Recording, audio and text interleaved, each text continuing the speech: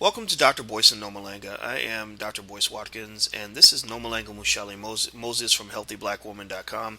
And Noma it brought a story to me that she thought was worth discussing. That I think is really a good telling example in terms of how to make life choices that put you where you want to be.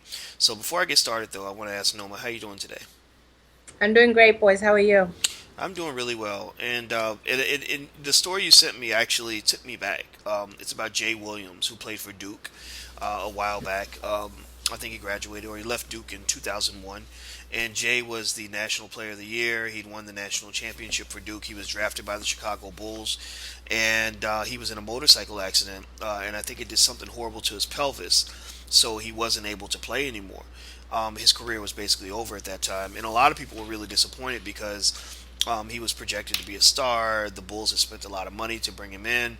His whole future was ahead of him, and it was pretty much gone after one season. Now, this article got your attention, and I thought that was interesting because I never knew you to be a big sports fan per se, but you are a big fan of life and making good life choices. So, what drove your interest in the Jay Williams story? When I saw this story, I actually just thought in general about not just young men, but young women and the choices that they make, and how sometimes one day you could be on, a track to a really, really successful career in life, and then in a split second it changes and it goes in the completely opposite direction. And this is what happened to this young man, because as I read the story, I heard him, I could almost hear him talking about his remorse and how even though he was doing something that he knew could devastate his life, he did it anyway. And then it did, which was riding a motorbike. He actually said he thought it was a bad decision. And I think he didn't have a license to drive it to begin with. It was just a series of bad decisions that he made, and he knew they were bad decisions, but he did it anyway. And then in retrospect, he's saying, I really wish I hadn't done that. But the sad thing is, it's irreversible. He damaged, parts of his body that even when they're repaired, that he'll never be the way he was before that accident. And Hmm. sometimes that can unravel in another way.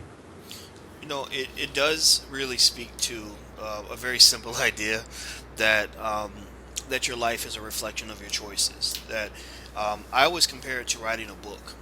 Every decision you make, you're writing a new paragraph in that book, and the paragraphs are usually written in ink, so you can try to scratch it out, but you can't erase it.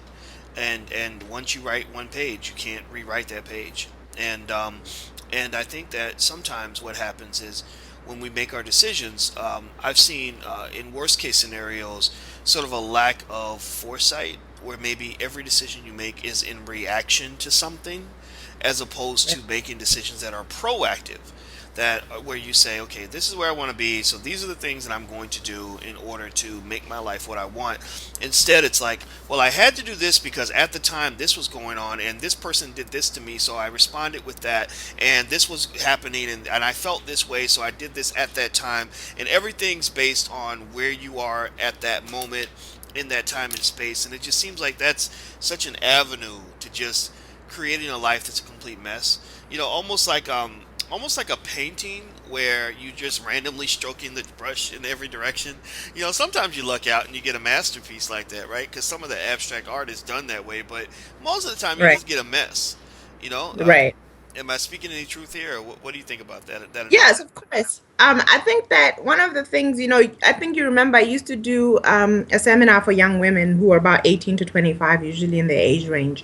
And one of the things that I really wanted them to walk away with was basically a life plan. It didn't have to be exact, but just a general life plan. And what I found is when they had a life plan, or even just a vision of where they wanted to be 5, 10, 15, 20 years from the time that they were making the plan, is their decisions started to be different because they were thinking about how it would affect that future thing that they were trying to reach, or that they were trying to accomplish. Whereas when you stay in the present moment, which is okay, but if you're making decisions that only think about the present moment and what you want and what you're feeling and all this other stuff, it really can have some devastating effects.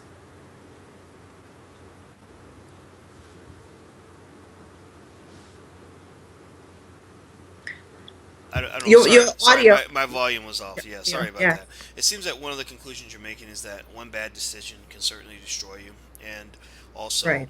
having a plan, having a long-term vision for your life can make all the difference in terms of making decisions that fit into a bigger purpose, a higher scheme. And I can think about, I mean, I remember when I was in my 20s, and I was stupid too. All of us are stupid in our Right. early 20s, and the only thing I can say that helped me see things a little different was that I had a long-term vision. I didn't really think about what I would do when I was in my 40s, because when you're in your 20s, it's hard to picture yourself in your 40s. At least I couldn't. But I knew what I wanted in general. I knew what kind of life I Right. wanted. I knew I wanted to get a PhD. I knew I wanted to have a certain kind of career, a certain kind of life. And I also knew I didn't want a whole lot of drama.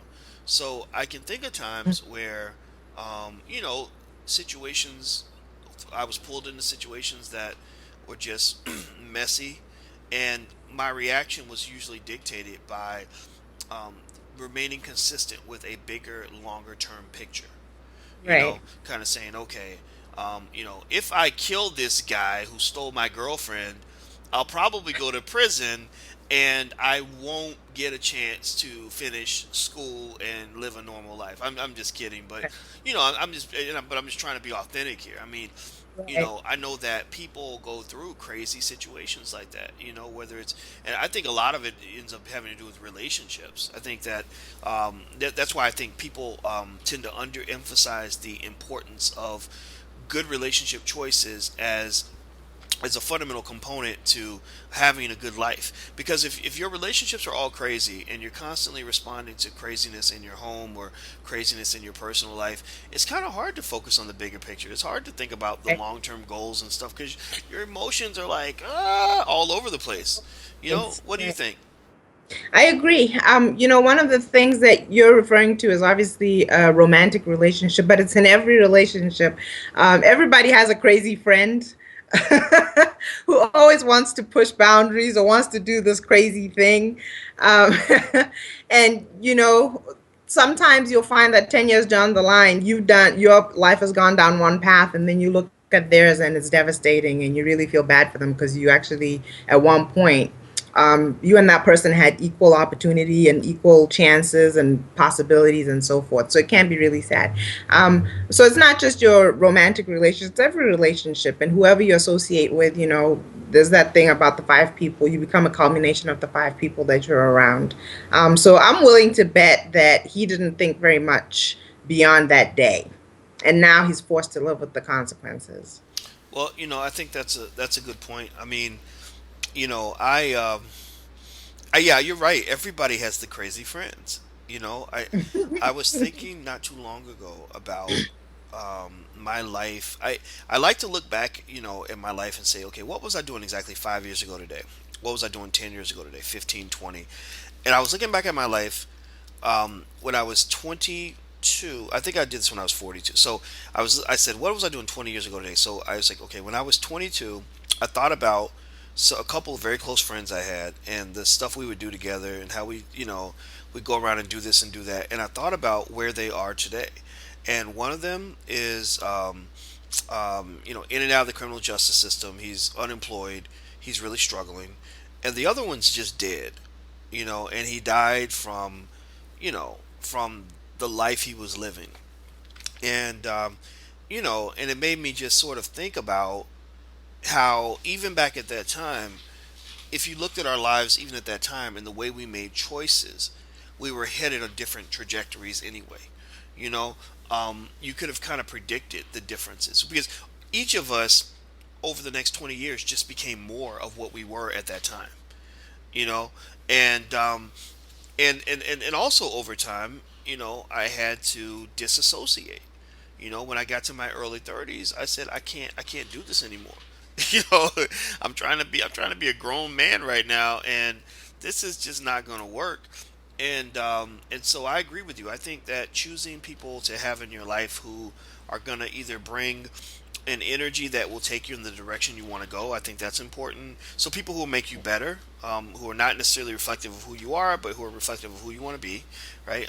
But then also bringing people in your life, I think that'll just bring like that don't bring turbulence. There's some people that literally have a problem every week. and they ask you to Right. solve the problem, or they drag you into Right. the problem. Or help.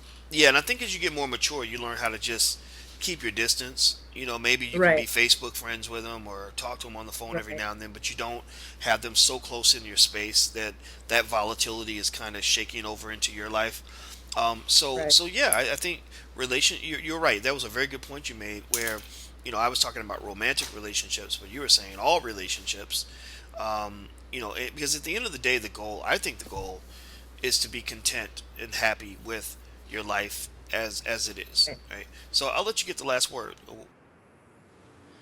Yeah, just to piggyback on what you said, I've been here in my home country in Botswana, and obviously everybody wants to get together and do all these things, and I love getting together with old friends, with family, and with friends and what have you. But one of the things that I'm always keenly aware of is that if I got caught up in that, I would actually lose my way. And then the end of the month would come and I'd have no results. So I have had to, even at this stage in the game, understand that I'm the keeper of my life, and I can't get caught up with things that aren't going to end up productively or aren't going to end up the way that I imagined or that I wanted. So, it doesn't end. You still have to make those choices even down the line in your life as you get older. Well, I think you've said it all, and so I'm glad you brought up this article. And you know what? I think I know why Jay Williams was on your mind. It's because he was interviewed by Oprah, and I Yes. know you love Oprah, so that's but it was a great conversation to have because I feel bad for the poor guy. His life changed a lot. He lost a lot of opportunities because of that injury. So some things you can't reverse or rewind. Well, I want to say thank you very much, Nomalanga. I appreciate your time. Thank you. Yes, and thank you everybody for checking us out. This is Nomalanga Mhlauli-Moses. She's the founder of HealthyBlackWoman.com and TheBlackHomeschool.com. So I hope that you'll go and support her projects and check out her websites. And me, I'm Dr. Boyce Watkins from Your Black World. You don't have to support me because everybody's mad at me now because I don't watch Empire. I don't hate Empire. I just don't watch it. So anyway, until we meet again, please stay strong, be blessed, and be educated. We are gone. Peace.